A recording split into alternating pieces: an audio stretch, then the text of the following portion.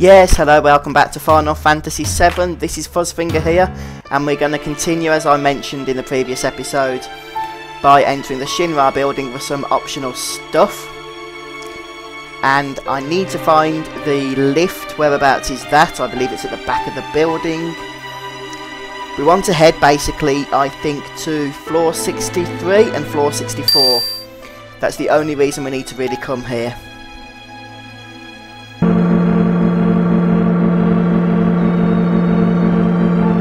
This is interesting. The floors are going up slowly. Ah, there we go. Well, thank you, but where have you put us? I didn't actually choose a floor to go to. Ah, no, that makes sense. We need to find these elevators, don't we? That's the ones we want. The glass one. Now we're sorted. So, floor 63. There's two weapons we're going to collect, one on each floor. And I'm just trying to think... Ah, there we go. The glow lance, which is basically a weapon, I believe, for Cid. But as you can see, it's pretty crap compared to what we're already using, the scimitar. And isn't a patch on the Venus Gospel, which is Cid's ultimate weapon. But don't worry, because that's not the main reason, or the main item that we've come to collect. Instead, we get that from the 64th floor. And you definitely want to do this now at this point in the game, because you cannot return here later. This is your only opportunity. Now, we could have actually looted this is a weapon, earlier on, but because we didn't have Kate Sith, a megaphone would have been useless, so Kate refused to pick it up. Kate? Cloud even. But there we have it, the HP Shouts, which is Kate Sith's ultimate weapon. And you can go to the 65th floor as well, but there's really no point, to be honest. That's all we need to do here in the Shinra headquarters. Apart from exit, of course. So we're actually making good headway now on collecting the ultimate weapons. We've got Cloud's, Tifa's, Kate Sith's, Cid's, Yuffie's, Red 13 I think perhaps as well. Not going to bother saving my game. And... so we just need Barrett's. And I think that's it, isn't it? I might have missed somebody else, I don't know. But anyway, we can head back to the first left now. Of course we will have random enemy encounters once again, but with the enemy away materia, they should hopefully be few and far between. And it's a back attack. I like that damage then.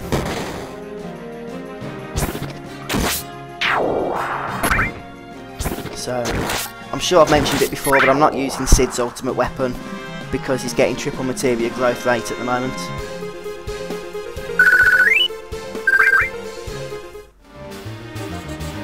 And don't forget, I have basically an infinite supply of mega elixirs and elixirs and all that good stuff.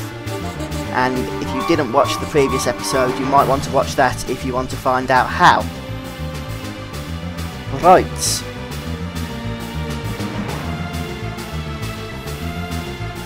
We want to head up here.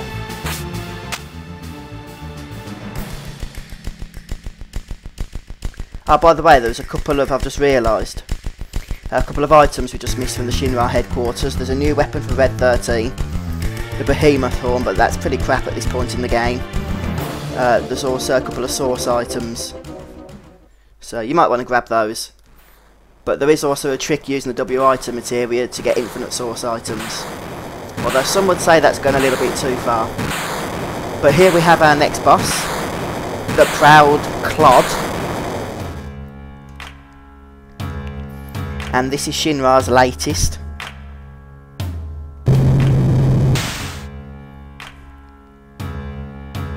And who's inside? It's the one and only Heidegger. And Scarlet.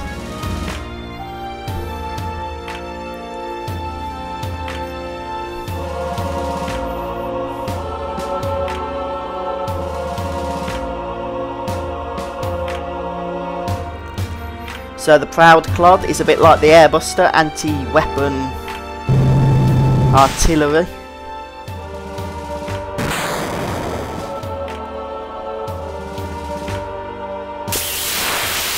And it does have quite a lot of health actually, it's got about 60,000 hit points. So we're just going to finish it off with 1 Knights of the Round. Well, I say finish it off, that's the idea. It doesn't actually do that much damage, to be fair. Although it does have a whole plethora of different attacks and abilities. But we worked hard collecting Knights of the Round, so we may as well use it while we have it. If you don't want to use Knights of the Round, then just beware that he does like to cast Reflect on your party, so make sure that you can cast a barrier or something to remove that. And just go with the standard tactic of using wall regen and use your most powerful abilities. And Knights of the Round starting to do more damage now. We was doing about 6,000 points of damage per night. We're now doing 7,000 plus.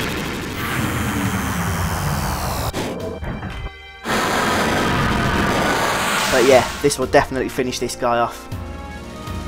Incidentally, the Proud Clod can be fought in the battle arena at the Gold Saucer if you manage to unlock the special battles, which we'll probably talk about in a future episode.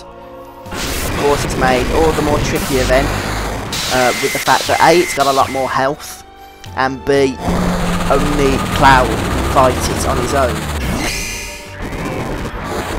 Although with the right tactics and some 4x cut materials, it's still pretty simple.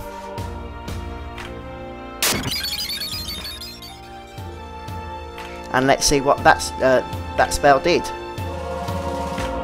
Yeah, I'm pretty sure it's dead. And Sid's going to level up, and so's Cloud. And you get the Ragnarok, or the Ragnarok, which is a weapon for Cloud.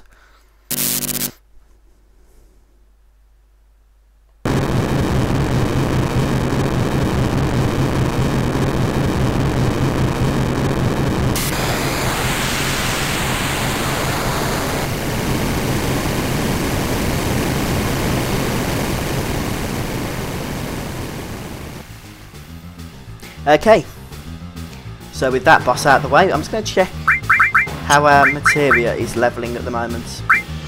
Well, nothing's obviously going to level there, since the ultimate weapon has a 0 growth rate. Oh, Knights of the Round's almost level up to level 2.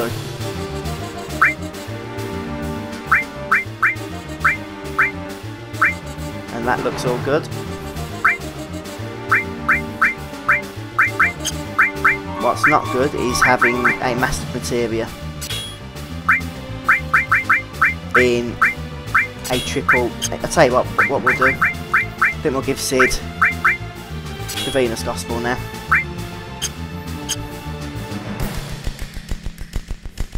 And we'll carry on heading to the next story area. A couple of items here to grab. And a save point if you want to use a tent or whatever. I guess we could use Mega Elixir. It's not like we don't have enough of them.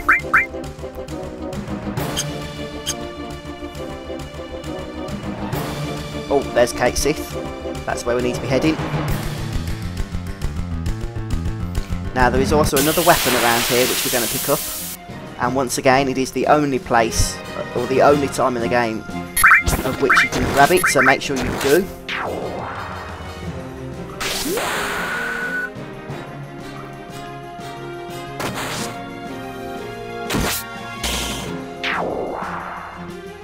Interesting, this thing's got quite a few parts to it. Sort of like the boss we fought earlier when we first left Midgar, which I think is called the Motor Ball or something.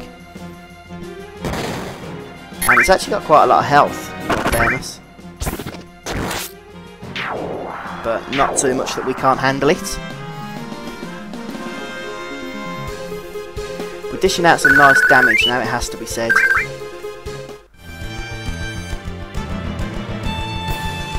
Come on, I can't move yet. There we go. I guess for some reason Cloud had to just be doubly sure of where Casey wanted him to go. Oh, also make sure that Barrett's in your party. Hopefully I mentioned that. If Barrett is in your party, then this weapon won't be here. The missing score. Which is basically Barrett's ultimate weapon. I mentioned that we was missing one, and there it is. Do we have them all now? I think we might actually have them. Yes. Oh no, we don't have Vincent yet, do we? Barrett's damage isn't the best at the moment, it has to be said. And we've just wasted his limit break. I know I've said it before, but you don't really want to use Catastrophe on a single target. Since how it spreads all over the ground, you get most use out of it against a large group. But it still does some pretty awesome damage.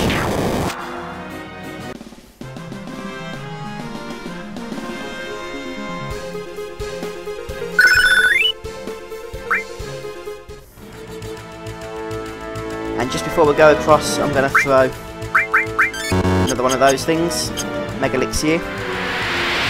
And here is Hojo. And Hojo is pretty much all that's left of Shinra right now. The President, of course, is dead.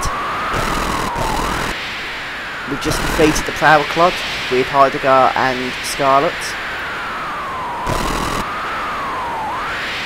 And Hojo, the mad scientist, is all that stands in our way now between the victory defeating Sephiroth. And this is actually quite an interesting encounter.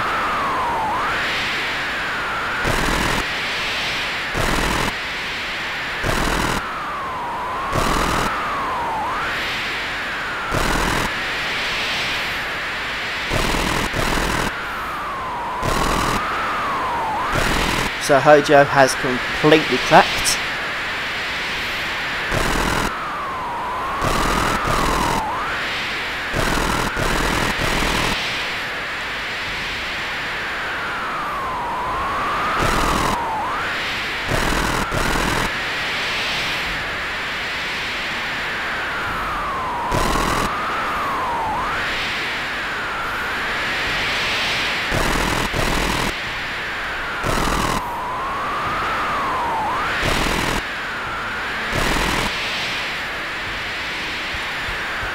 So Hojo has actually infused Genova into his own body.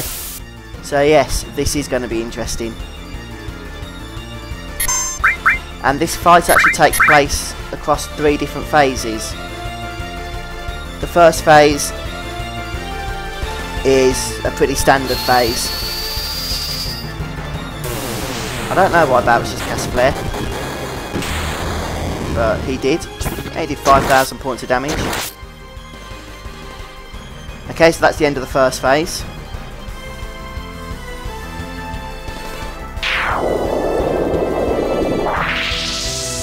And now here comes Heletic Hojo,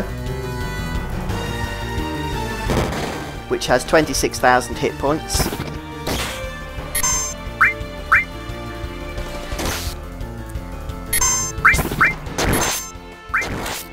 Which isn't a whole lot, to be honest, when you consider the amount of damage that we're doing.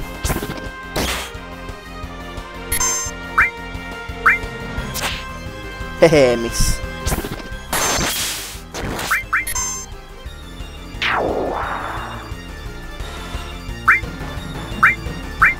And yep, that part is now dead. And that is weird. That is extremely weird. But now we have the final phase. It's a shame the bosses in this game are so easy, to be fair. They should be a little bit harder. But now we have Lifeform Hojo.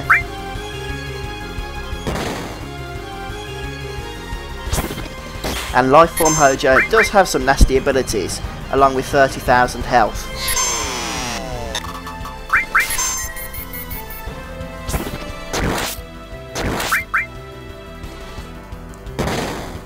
And he does like to cast a load of status effects if he gets a chance, which in our case he didn't, since Sid's new Venus Gospel one-shotted him basically.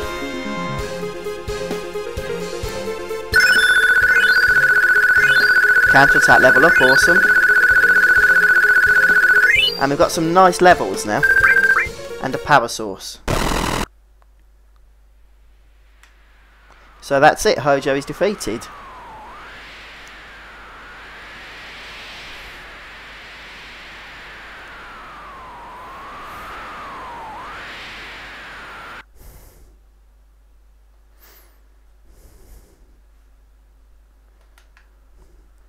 There's nobody to operate the cannon. Shinra is basically gone now.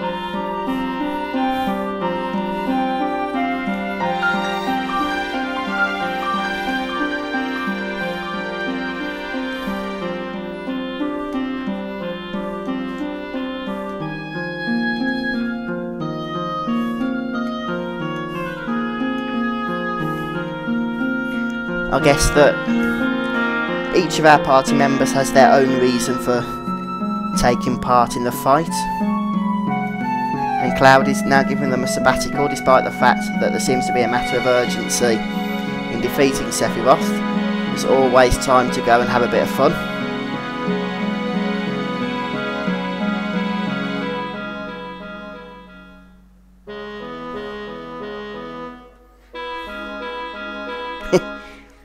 Nice little pep talk there by Cloud. A little bit out of character, but we can forgive him.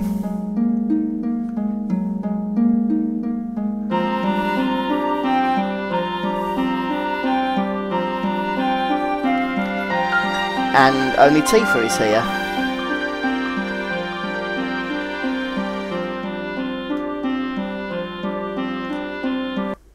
So Tifa's decided to stay with us, that's nice.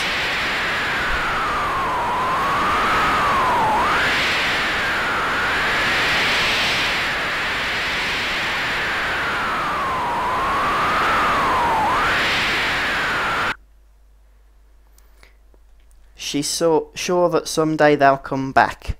Well, seeing as how in 7 days there won't be anywhere to come back to, I certainly hope it will be in the near future. I think Cloud and Tifa have feelings for each other. If that wasn't obvious by now, it certainly is at this moment.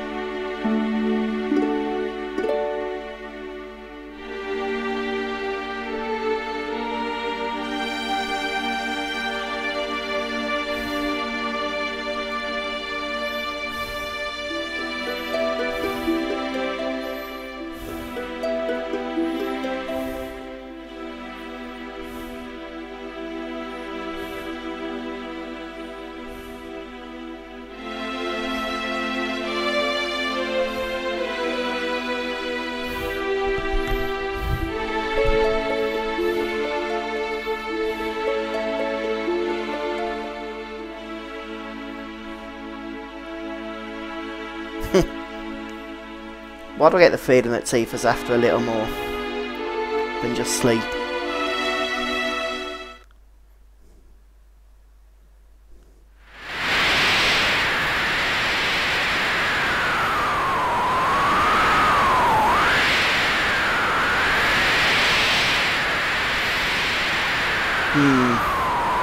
Did they literally just go to sleep? I guess that's left for us to decide. Personally, I doubt it.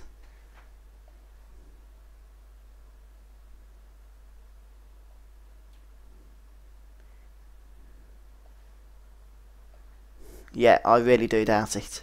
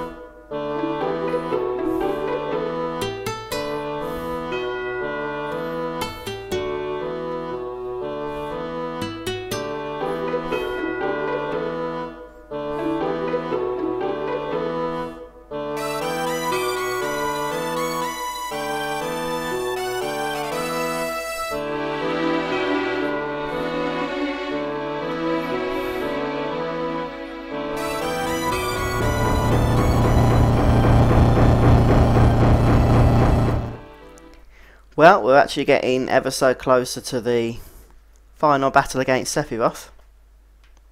Although it's a shame that Cloud and Tifa are by themselves.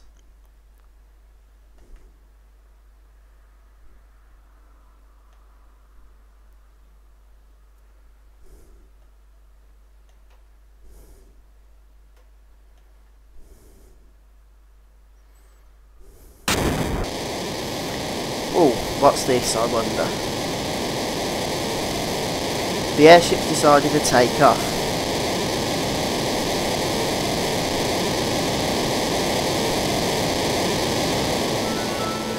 And it looks like Barrett, Sid and Kate Sif are here.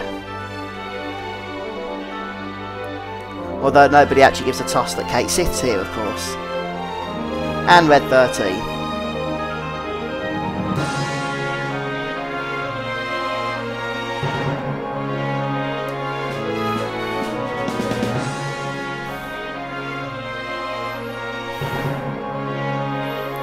Uh-oh, somebody's embarrassed. It's the awesome Vincenzo.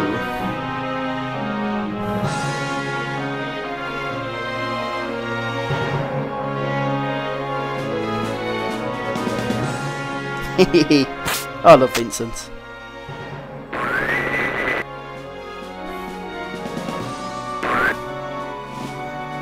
What is all that red crap about?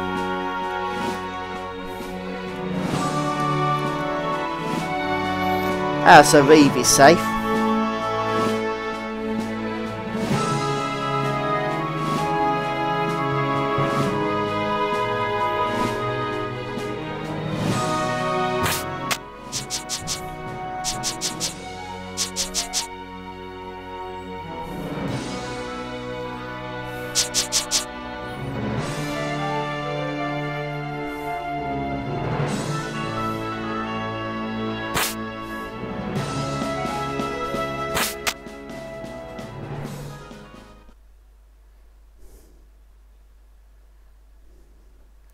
Well, it seems the whole team's back together. Except the crew. But I guess we can live without them.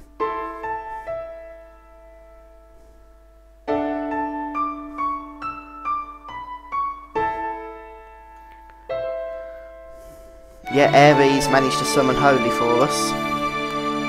So we should really finish Sephiroth off now.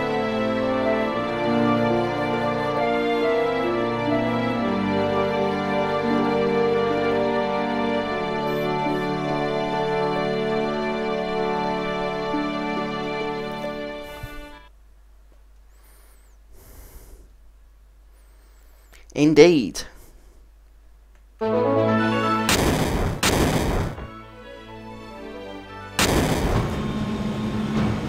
So that's the end of the second disc, and it's time to put the high wind into overdrive.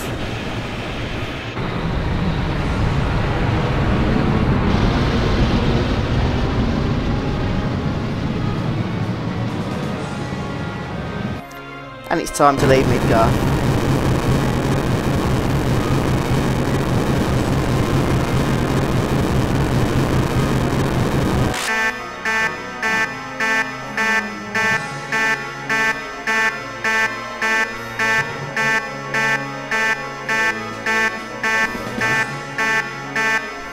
Well, the crew's back.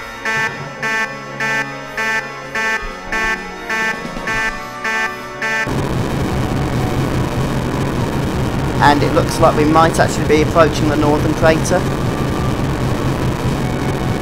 for the final confrontation. Well, we say final confrontation.